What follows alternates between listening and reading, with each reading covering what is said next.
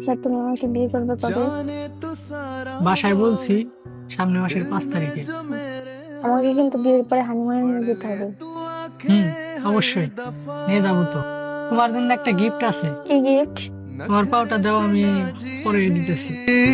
होते हैं राजी भी तुझसे ही होती है खफा।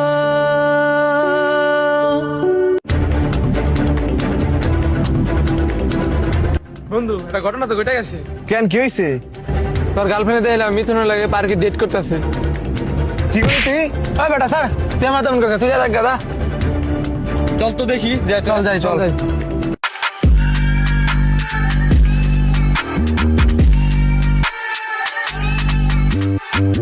ওই বেটা না,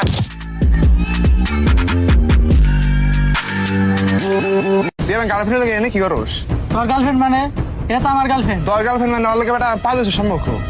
মামা বিন্দে দিমু না। বিন্দা কি করব নাকি রে?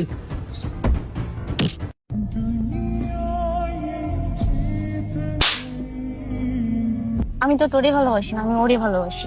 তুমি আমাদের এই 5 বছর ভালোবাসা তার শেষ করে দিলা। আমি তোমাকে কখনো বলতে পারবো না। তোর মতো ছেলের আমার দরকার নেই, তোর চেয়ে অনেক ভালো।